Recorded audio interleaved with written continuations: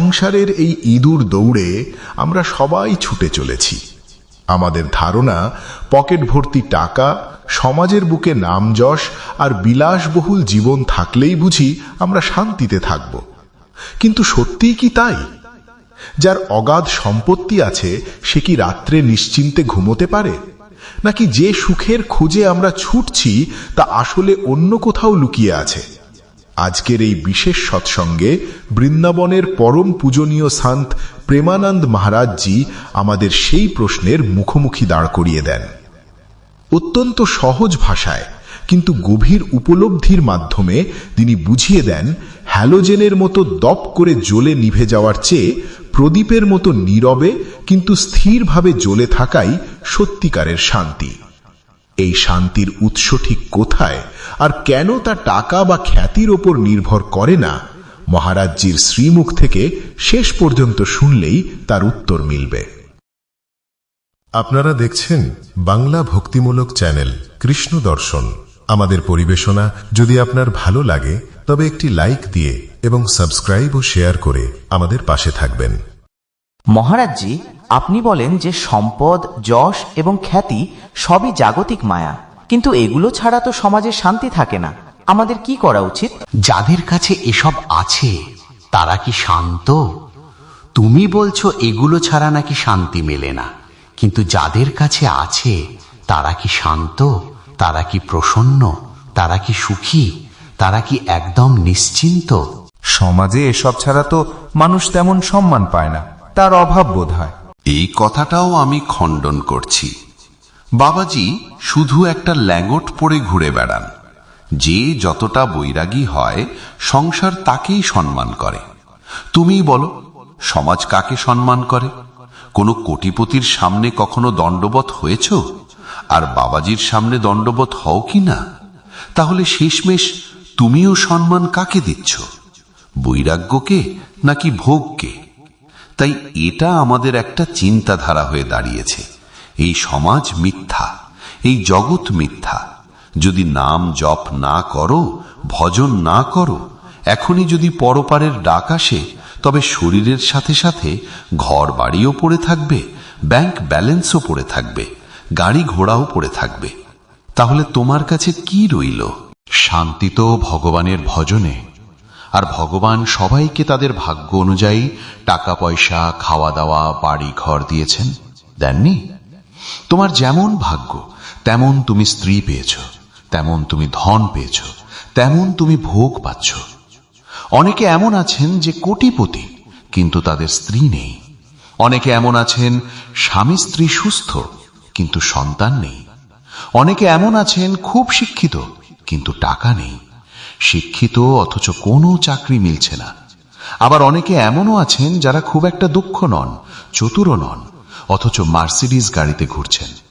এই সব ভাগ্যের খেলা সংসারে চলে। কিন্তু আমরা আমাদের ভাগ্য বদলাতে এসেছি। মনুষ্য জীবনে শুধুমাত্র ভাগ্যের ভরসায় বাঁচতে আসিনি। আমরা এমন ভজন করব, এমন তপস্যা করব, এমন দান পুণ্য পরোপকার করব, তীর্থ ভ্রমণ করব, যাতে আমাদের পরের জন্মটা যাই পাই যেন খুব ভালো পাই। আর যদি আমরা শুধু এখানেই দৃষ্টি আটকে রাখি, তবে আমাদের দৃষ্টি ভুলও হতে পারে। ওই টাকা কোন কাজের, যা তোমাকে নাশ করে দেবে? ধর্মের পথে চললে প্রদীপের মতো জ্বলবে, আর অধর্মের পথে চললে হ্যালোজেনের মতো জ্বলবে, কিন্তু ফিউজ হয়ে যাবে। একদম চমকাবে আর ফিউজ হয়ে যাবে। প্রদীপের মতো জ্বলো আর দীর্ঘ সময় ধরে বাঁচো, আনন্দপূর্বক বাঁচো।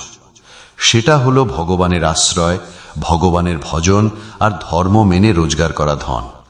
নইলে এমন অনেকে আছে যাদের দূর থেকে দেখলে তোমার মনে হবে সুখী তো ওরাই, কিন্তু আসলে সুখী সেই যে ভগবানের আশ্রয় নিয়েছে এবং ধর্মের পথে চলছে, নাম জপ করছে। সে শান্তির রুটি খায়, সে আনন্দে ঘুমায়, সে নিশ্চিন্ত থাকে। যে পাপ কর্ম করে সে সর্বদা ভীত থাকে, মস্তিষ্কই তাকে ভয় পাইয়ে দেয়। বেশি পাপ কর্ম হয়ে গেলে তোমার মস্তিষ্কই তোমাকে ধ্বংস করিয়ে দেবে। পাপ বেড়ে গেলে ভেতরে নেতিবাচক চিন্তার জাল এমন বিছিয়ে যায় যে বাঁচাই মুশকিল হয়ে পড়ে, শুধুমাত্র নিজের ভেতরে চিন্তার কারণে। বাইরে সব ঠিক আছে, কিন্তু ভেতরের চিন্তা তাকে ফোকলা করে দিচ্ছে। তখন সে নিজেকেই নিজে নষ্ট করে ফেলে। তাই বাছা, আমি বলি ভগবানের কাছে এমন ভাবে চাও, সাই ইতনা দীজিয়ে জামে কুটুম সমায়, मैं भी ভুখা না रहूं সাধু না ভুখা যায়। ভগবান তো সবাইকে তাদের নিজ নিজ ভাগ্য অনুযায়ী দিয়েছেন। পরিশ্রম করে রোজগার করো, আর পরিশ্রমের ফলে যেটুকু সুখ পাও সেটাই ঠিক। অন্যেরটা দেখে লোভে পড়ে অধর্ম আচরণ করো না, পাপাচরণ করো না। বাছা, সম্মান ভগবানের ভজন থেকে মেলে। আজ তুমি যে এখানে এসেছো, কি জন্য এসেছো? বাড়ি দেখতে এসেছো, না ধন দেখতে এসেছো, না বৈভব দেখতে এসেছো? তুমি এক সাধুকে দেখতে এসেছো, আর সাধু মানে ভগবানের ভক্ত, ভগবানের সাথে যুক্ত, ভগবানের ভজনকারী। তো তুমি যা দেখতে এসেছো, যে সৎসঙ্গ শুনতে এসেছো, যে নিজের জীবনকে শুধরাতে এসেছো, ভগবানের সাথে যুক্ত আছি বলেই তুমি আমাকে ভালোবাসো। তাহলে তুমি কেন ভগবানের সাথে যুক্ত হতে পারছো না? তুমি ভাবো কেন ভগবানের সাথে জুড়তে পারছো না? প্রকৃত সম্মান ভগবান দেন, প্রকৃত ধনও ভগবান দেন, প্রকৃত সুখও ভগবান দেন। দেখো, তোমার পরিবারে 4-5 জন লোক হবে বা 10 জন হবে, তুমি তাদের নিয়েই চিন্তিত। আর আমার পরিবারে 500 জন লোক, অথচ চিন্তা না আমার আছে, না এদের আছে, না অন্য কারোর আছে। চিন্তা কারোরই নেই, অথচ সবকিছুর দারুণ ব্যবস্থা। সমস্ত কিছুই প্রভু করে দেন। আরে এটাই তো জানাতে চাই, যিনি দেওয়ার মালিক তিনি দিচ্ছেন। তাই আমার মনে হয় যদি আমরা মালিকের থেকেই নিতে চাই আর ধর্ম মেনে চলি, পরিশ্রম তো আমাকেও করতে হয়, পরিশ্রম এদেরও করতে হয়, কিন্তু সেটা লোক দেখানো নয়। সাধনা এরাও করছে, সাধনা আমিও করছি। এই যে আমি তোমার সাথে কথা বলছি, আমি আমার ডিউটি পালন করছি। আমার পেমেন্ট মালিক দেন, আমি তোমাদের থেকে পেমেন্ট নিই না। আমার মালিক পেমেন্ট দেন, কিন্তু তিনি বিরাট ধনী, তাই পেমেন্টও বড় দেন। কাজ ছোট, পেমেন্ট বড়। এখন এই ছোট লোকের চাকর হবে তো পেমেন্ট ছোটই পাবে, বড়র চাকর হবে তো বড় পেমেন্ট পাবে। তাই আমার মনে হয় বড়র লোক হও। এই ছোটখাটো কাজ করতে গিয়েও যদি ভগবানের হয়ে করো, তবে তিনি যখন দেবেন অনেক বড় করে দেবেন। আপনার পেমেন্টে কি থাকে? কৃপা, আনন্দ, সুখ, ভালোবাসা। কি মেলে না আমাকে বলো? এমন কি আছে যা মেলে না?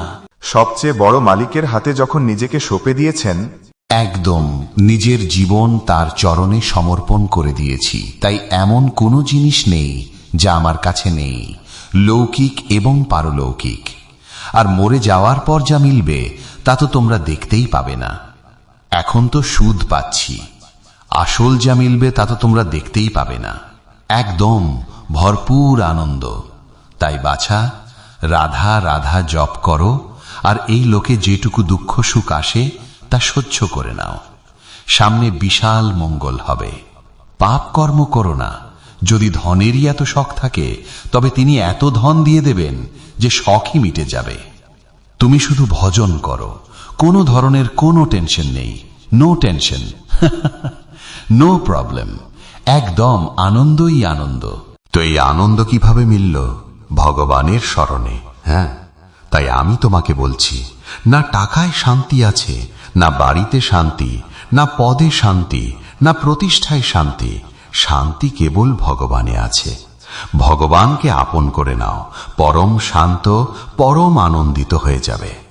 দেখো, মানুষ চায় যে ভাই কেউ আমাকে ভালোবাসুক, চাই না? আমাকে সারা পৃথিবী ভালোবাসে। মানুষ কতটা ভালোবাসে দেখ, রাতে 4-4 ঘন্টা, 5-5 ঘন্টা এক জায়গায় দাঁড়িয়ে থাকে শুধুমাত্র আমাকে এক ঝলক দেখার জন্য। তাদেরকে পার করতে বড়জোর 20 কিংবা 30 সেকেন্ড লাগবে। ওই 20 সেকেন্ডের জন্য তারা 2 ঘন্টা 4 ঘন্টা ধরে কোথা থেকে এসে দাঁড়িয়ে আছে, ধাক্কা খাচ্ছে, শীত, গ্রীষ্ম, বর্ষা সব সহ্য করছে, শুধু এইটুকু পাওয়ার জন্য যে ভগবানের ভক্ত এখান দিয়ে যাবেন আর আমরা এক ঝলক তাকে দেখতে পাবো। কেউ রাস্তা সাজাচ্ছে, কেউ নাচছে, কেউ গাইছে, পুরো বিশ্ব ভালোবাসছে। কেন? কারণ আমি বিশ্বাত্মা ভগবানের হয়েছি, তাই বিশ্ব ভালোবাসছে। তাই আমরা ভালোবাসা, শান্তি, সুখ সব ভগবানের থেকেই চাইব এবং তার দেওয়া জিনিসেই আমরা তৃপ্ত হব। মানুষের দেওয়ায় তৃপ্ত হতে পারবো না। মহারাজজি, আপনি নিজের পেমেন্টে এত সব জিনিসের কথা বলে দিলেন যে এগুলো পাওয়ার জন্য মনে লোভ জাগে। কিন্তু যেমন সমাজ জীবনে 30 তারিখে পেমেন্ট আসে, আপনার পেমেন্ট কবে আসে? যখন চাও তখন, যতটা চাও ততটা। আর যদি কিছুই না চাও তবে ভগবান নিজেকেই দিয়ে দেন। মালিক নিজেকেই দিয়ে দেন যে আমি তোমার, আমার সব বৈভব তোমার। এই জন্যই তো চতুর ভক্ত ভগবানের কাছে কিছু নেয় না, ভগবানের কাছে কিছু চায় না। তিনি নিজে থেকে যা দেন তাতেই তার চলে যায়। সে ভগবানকে চায়, ভগবানের থেকে নয়। আজকের এই অমৃতবাণী থেকে আমরা জীবনের এক গভীর শিক্ষা পাই। আমরা সামান্য কিছু টাকার জন্য, একটু সম্মান আর স্বীকৃতির জন্য কত সহজেই ছোট ছোট মানুষের গোলামি করি, অথচ যিনি এই সমগ্র ব্রহ্মাণ্ডের মালিক তার দিকে ফিরেও তাকাই না। মহারাজজির কথায় তাই স্পষ্ট হয়ে যায় আমাদের উচিত সবচেয়ে বড় মালিকের অর্থাৎ ভগবানেরই চাকরি করা। কারণ মানুষের চাকরিতে শুধু দায়িত্ব বাড়ে, আর ভগবানের সেবায় দায়িত্বের সাথে সাথে শান্তিও আসে। জীবনের ছোটখাটো দুঃখ কষ্টে ভেঙে না পড়ে সব ভার ভগবানের উপর ছেড়ে দিয়ে রাধা রাধা অথবা আপনার ইষ্ট নাম জপ শুরু করুন। সাময়িক লাভের আশায় কখনো অধর্ম বা পাপের পথে পা বাড়াবেন না। মনে রাখবেন, হ্যালোজেনের মতো দপ করে জ্বলে নিভে যাওয়ার চেয়ে প্রদীপের মতো নীরবে কিন্তু স্থিরভাবে জ্বলে থাকা অনেক শ্রেয়। ভগবানের কাছে তুচ্ছ ধন সম্পদ চাইবেন না, বরং ভগবানকেই চেয়ে নিন। কারণ মালিক যখন আপনার হয়ে যান তখন তার সাম্রাজ্য আপনাতেই আপনার হয়ে যায়। আসুন, আজ থেকেই আমরা সেই ক্ষণস্থায়ী বাহ্যিক আনন্দ নয়, বরং চিরস্থায়ী শান্তির পথেই নিজেকে সমর্পণ করি।